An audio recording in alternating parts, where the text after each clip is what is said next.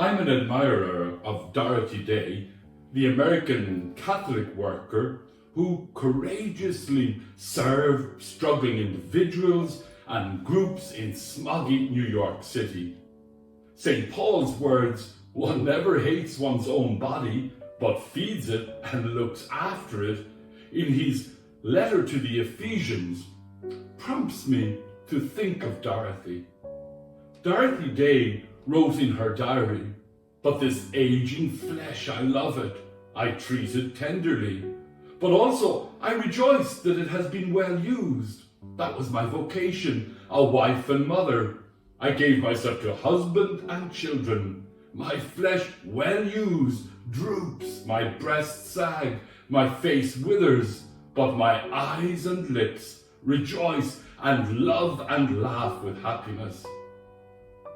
Dorothy's words help us to remember that our Christian faith asserts that we are made in the image and likeness of God, not because God has eyes and a mouth and ears, but because God is love, and our bodies in their very structure are an openness to love.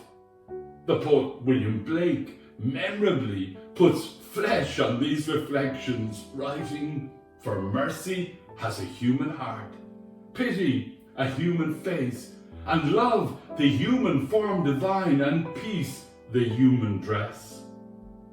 Blake concludes that all must love the human form, regardless of whether the person is Jewish, Christian, or Muslim. The feared stranger bears the human form divine, an image of God, whatever their faith or lack of it. Every human body is shaped by and for the mystery of love, and so is worthy of reverence.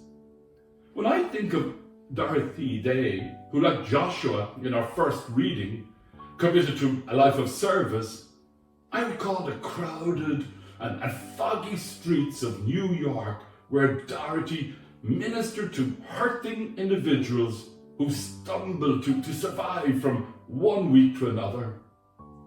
It is often said that the Amazon forests are the lungs of the earth, but the planet is beginning to suffer from emphysema.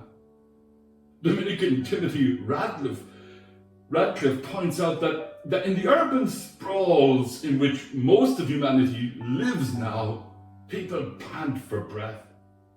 Radcliffe gives the example of a priest in London called Michael Hollins, who famously never locked his door. Anyone could just walk in. When you visited him, you would find bodies sleeping on the staircase.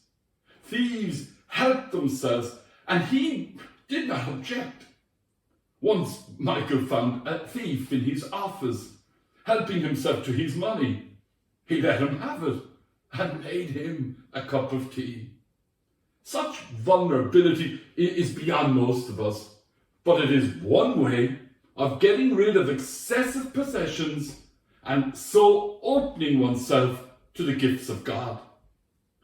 Jesus asserts in John's Gospel that it is the Spirit that gives life. In chapter 6 of John's Gospel, I hear Jesus saying to us, "The brave are those who venture out, knowing that they are weak, and even though they may fail, trusting in the Lord and not in their strength. Even if one does fail, as for example Peter did, the Lord is there to lift us up." Jesus' words are spirit. But in declaring this, Jesus also communicates that the spiritual life is not for wimps, nor is it just for the strong and heroic. It is for all of us, as we inhale the oxygen of God's expansive love. We may be fearful and stumble, but we blunder on, and with the grace of God, we arrive and inhale a freer atmosphere. To live is to breathe easily. The average human breathes about 650 million times during a lifetime. The word spirit means breath or wind. Pentecost is God's breathing on the disciples.